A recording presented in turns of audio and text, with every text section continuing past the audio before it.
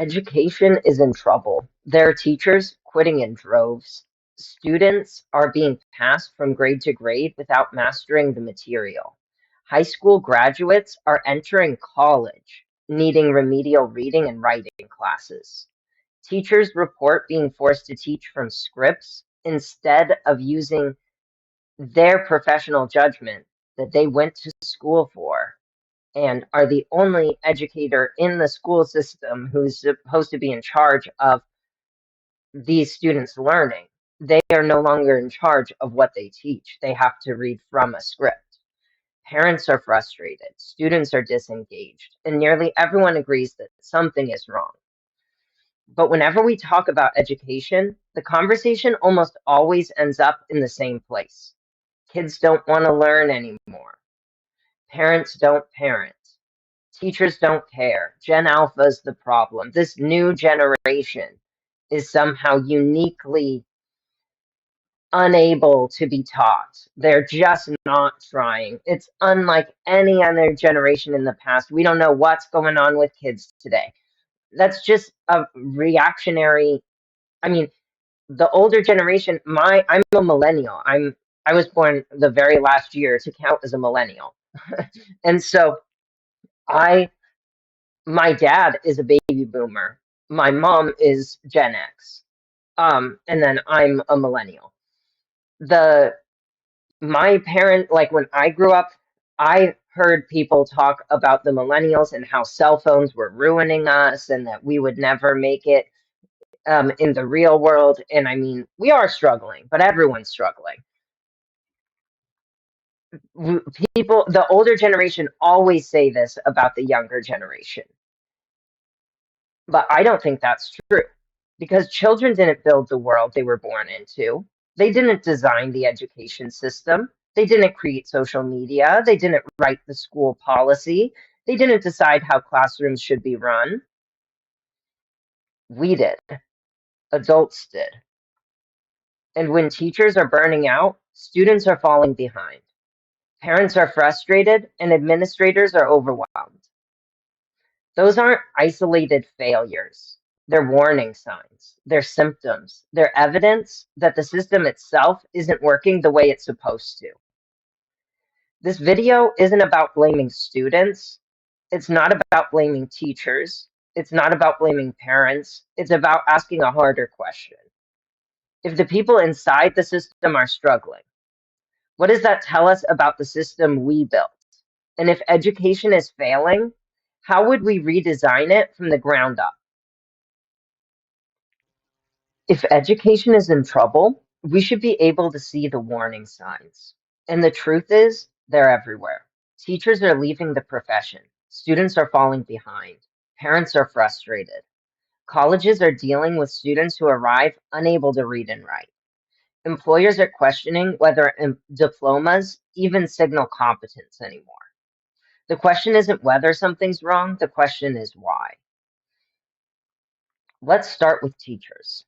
I went down a rabbit hole on YouTube watching channels like Teachers Therapy. Across the country, teachers report feeling overwhelmed, micromanaged, and burnt out. There's so many videos just saying like teachers crashing out, and it's like a compilation of just teachers like breaking down and crying or having like a mental breakdown and screaming at their student. Like they're snapping. They've had it. They're at their wits end. They cannot take any more. Many teachers entered the profession because they wanted to teach. It's their passion. But increasingly, they find themselves buried under paperwork, testing requirements, compliance measures, administrative demands, and struggling to work with students.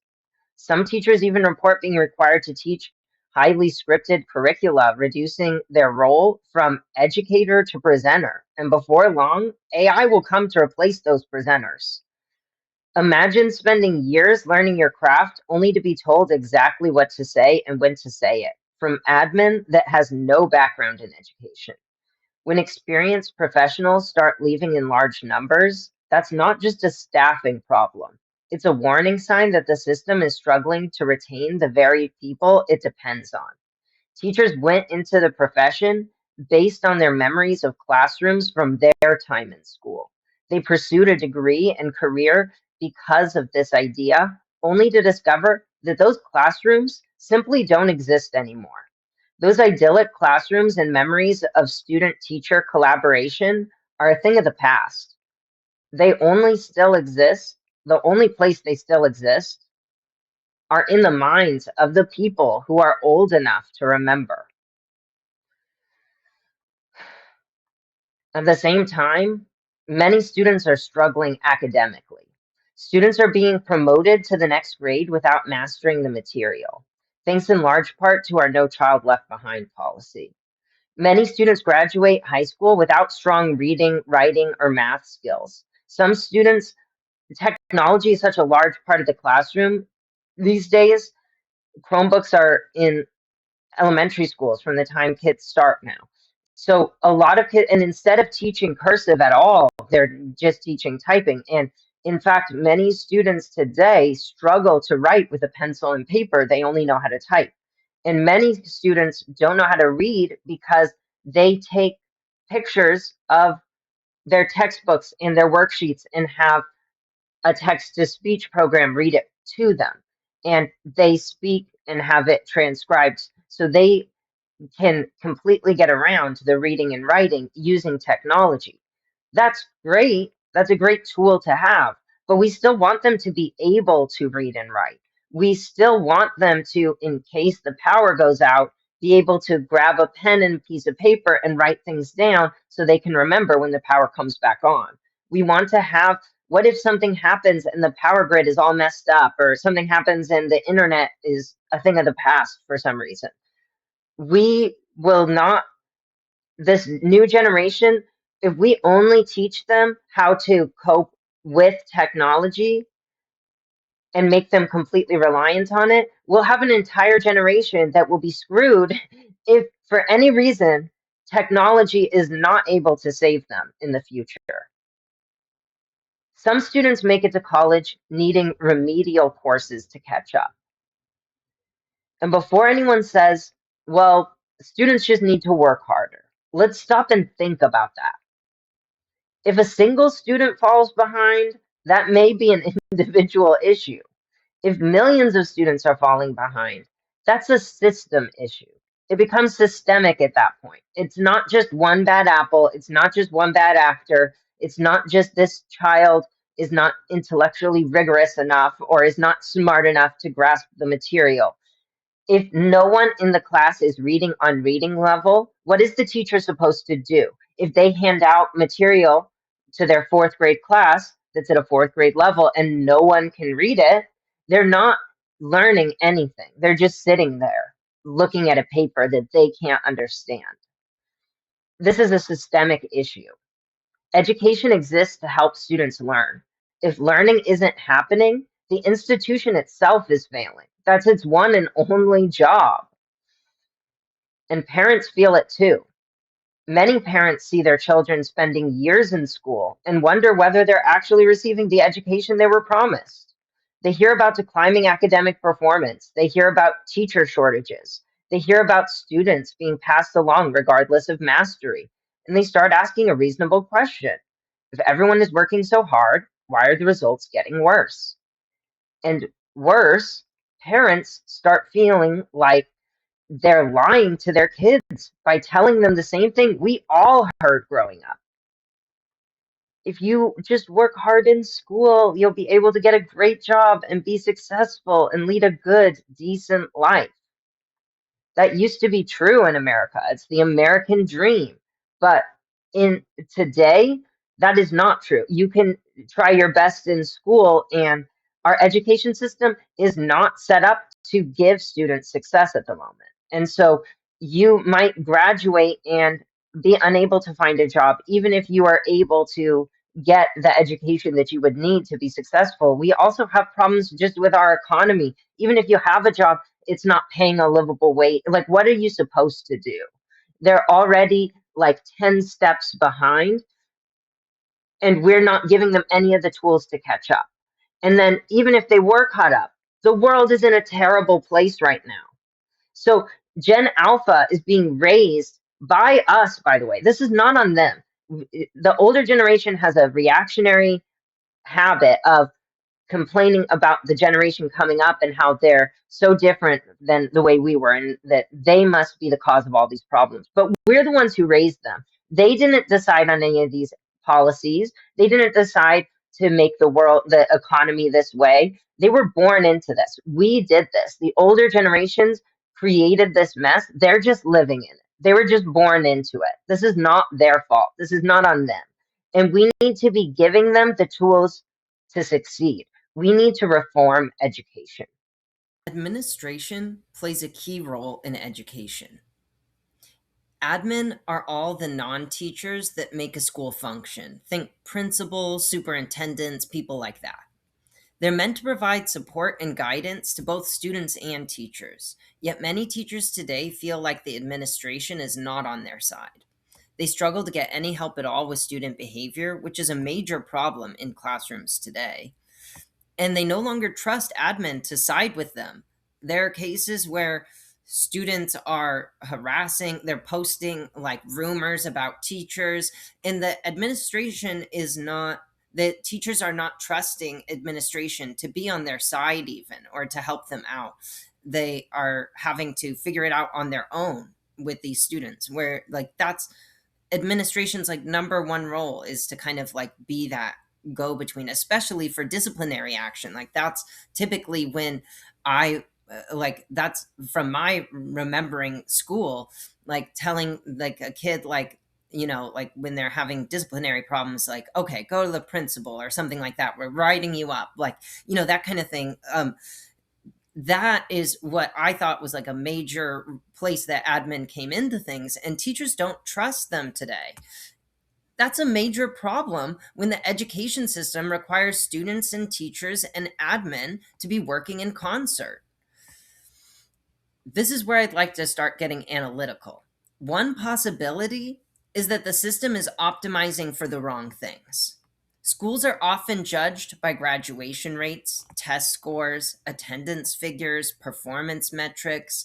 Those measurements matter. They tell us a lot about the state of education. They give us measurable metrics for learning. But when institutions become focused on the numbers themselves, the numbers can become more important than the underlying reality. A student who isn't learning can still improve a statistic.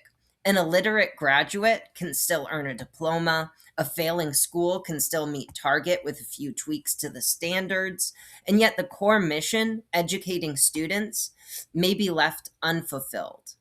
What's striking is that none of these groups seem to be happy with the current system. Not students, not teachers, not parents, not administrators. So maybe the problem isn't that one group is failing. Maybe the problem is that the system itself was designed in a way that concentrates power, diffuses responsibility, and leaves everyone frustrated. And that brings us to a question we rarely ask.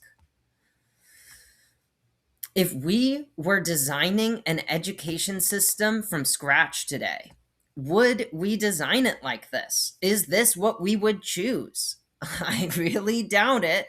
And if you're looking at the metrics that schools are built around and geared towards meeting, they're garbage. They are not doing what we're even optimizing it to do. That's a major problem. That's just a systemic failure. We need education reform in this country, and we need it now. The state of the economy and the job market, people who are graduating from school today are unable to find jobs. Like, you go to college so that you can get a good job. That's the whole idea. Like, that's what parents are promising their kids. Like, when you complain, like, why do I have to go to school? I don't want to go to school. Your parents tell you, you know, you got to go to school, you got to learn things, you got to be smart, you can need this to get a good job, to have a good successful life, and be a good productive member of society. But even if the student does everything right, they'll struggle in the world today, and they're starting from scratch. And so if we were to rebuild the education system from scratch, what would we want it to look like? How would we make them succeed? That's the question that I want to try to answer today. So, why is this happening? Why are teachers burning out? Why are students falling behind? Why does it feel like everyone involved is unhappy?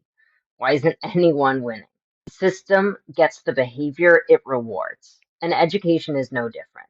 Schools are often measured by graduation rates, attendance numbers, test scores, and other performance metrics, measurable, objective measurements. The problem is when metrics become the goal, the mission can get lost. A student can be moved to the next grade.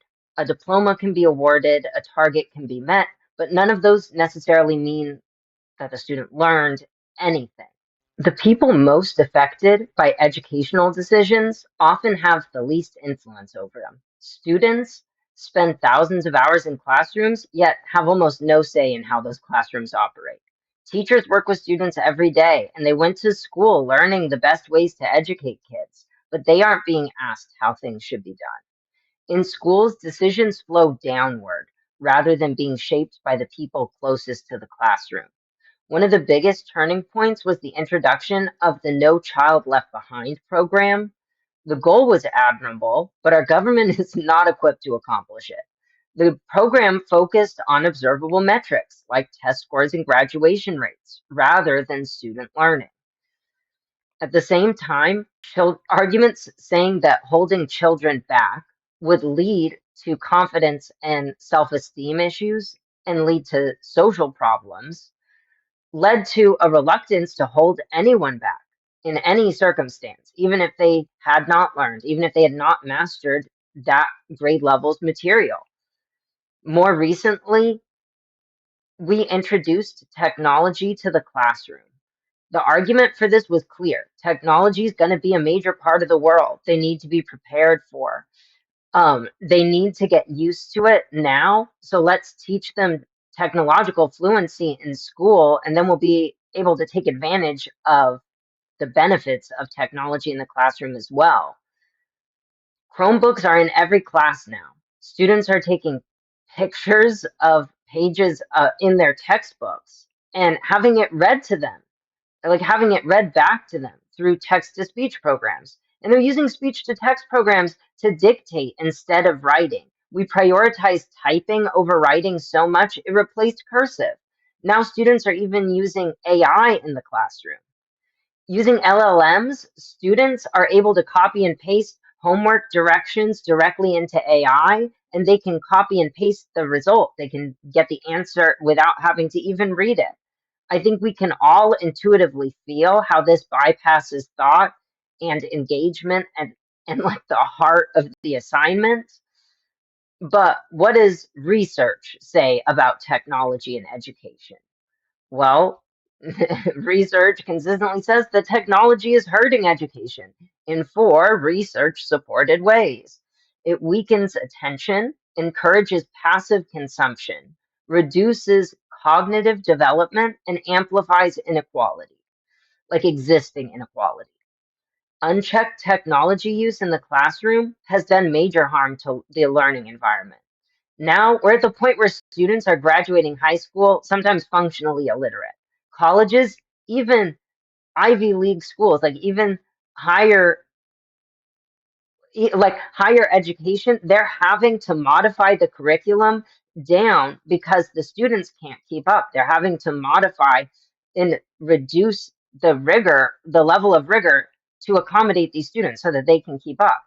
We failed them. We failed these kids. They were not prepared for college. They were not prepped to join the real world and become productive members of society. That's the whole point of the education system. That was our one and only job, to get them ready for the real world, to get them ready for college. That was the point of these programs. We completely let these kids down. And so blaming Gen Alpha for these problems is just not productive. That is not, you're misidentifying the problem. You're blaming them for a problem that they did not cause. They're showing the, like, all the red flags that they're showing are that like an indicator that our education system that we set up is failing them. And so we need to fix it and fast, because they are entering a world that already is going to be the toughest one yet. Like their generation is facing the toughest time getting out of school, finding a job. Already, like millennials, I'm like, we have it hard enough. I mean, I'm not doing well. I'm struggling. And then like the generations under me, they're not finding jobs out of school. Even after they're coming out of college, they're not able to find a job. Why are you going to college except for to be able to find a good job?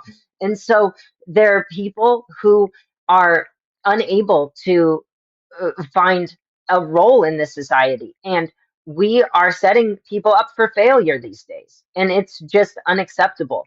This the economy is a human construct. It's not like the it's not gravity. It's not a fundamental part of nature. We made it up. We it's and we have complete control over it. It's completely within our power to change. And we have a system that's inherently unstable. We decided on a system that's based on laws of supply and demand and relationships, these push and pulls. They're like, they're finding an equilibrium.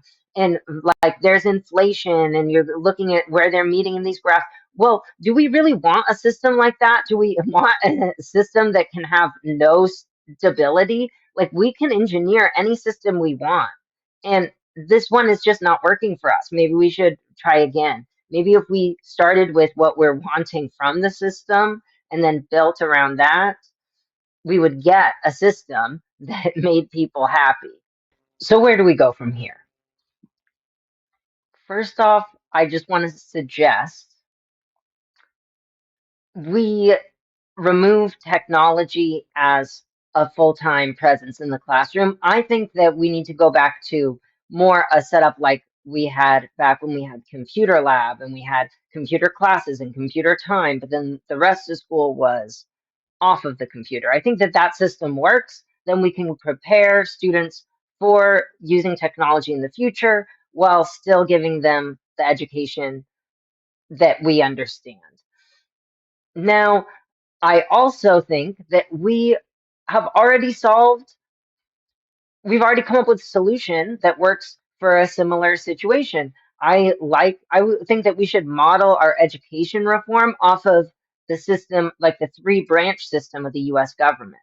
I think that the checks and balances system between groups with varied interests works very well. Um, I think that we could look at teachers, administration, and students as these kind of three branches of the system. So where we can look at like, okay, what do students need to be successful? What are their goals? What are they hoping for? What are they hoping to get out of this? Like we need a student advocate. We need, we need to like someone who's thinking about just them and what they're needing. What's too much for them? What are they lacking? Then we also need someone who's there for the teachers. We need the teachers who are there to give their expertise on how to educate students, to give feedback. They're the ones who are in the classrooms every day with their boots on the ground. Like we need their feedback. And then like they're not getting their teachers today. I was watching this channel called Teacher Therapy, and they're talking about how some of the major problems are like with student behavior that teachers are reporting, and like they're not feeling support from administration. And so like these kind of teacher concerns we can fix easily if we just had a mechanism for that. But right now we do not. And so we need to fix that. And then the administration, which is like principals, things like that, and the non-teachers who make the school function, they have their own goals. They want, their school to test well. They want all these things. They want their budget to work out. Like, so they have entirely separate goals that they are important in their own right. But so I think that we need to separate these branches. And then I was thinking about whether or not parents should be one. Like there's the PTO, and then there's also, um, like they say education starts at home. Like if you're sending your student to school, they don't know how to read, they don't know their own name, they don't know their address, they don't know their parents name, they don't know like and they have behavioral issues. They can't sit still. They have no attention. They have no respect for authority. Like, what are they supposed to do if this kid has no social skills, no ability to sit in a classroom and keep their hands to themselves, no ability to listen, no ability, like they're not going to learn no matter what, how good that teacher is. So there's definitely like, and I think that one of a parent's major responsibilities is the education of their children. But this world is hard. People don't have time. Like, and so there definitely, I don't think that it's smart for us to design a system that revolves around if the parents are not involved, we just cannot help the child. So we need to have a system that doesn't need the parents, but we also need to have something where parents who know who spend a lot more time with their child than the teacher does have an avenue, and like teachers need the parent support too at home to make sure that they're getting their work done at home, to make sure that these kids have like a care instilled in them about their performance at school. Like if like teachers are having students, like when they're telling them like, well, you failed this, they're like, well, I don't care, my parents don't care, no one cares, I don't know why, I don't even know why I'm here, why I'm wasting my time at school. And so they need parents to get the kids to care, basically, to care about their education, to care about their future. And so we need to have all of these groups kind of join together, and they all have some things that they're needing that are distinct from each other, but there are some ways that they're united. And so we kind of need a system where they can come together and they can also have each of their individual needs met. And so I think that a checks and balance system similar to like the branch system of the government might be a really good solution. And I think that if we just stopped taking these short-term solutions. We're so short-sighted, and the way that our government works, we want to solve for this election cycle. We want to solve for this school year, these students, and like we make these short-term choices when we don't have, we're deciding to bring in Chromebooks because we think it sounds so good and futuristic and we want to be on the cutting edge, but we don't have any idea how it played out yet. And it turns out technology time and time again has proven to be a detriment in the classroom. And yet we poured money into getting these in there, and we've ruined these kids time in the classroom. Like they only got the 1 year in third grade, and we've ruined it for them by making them guinea pigs in this experiment that we had no way of knowing whether it would be a good idea.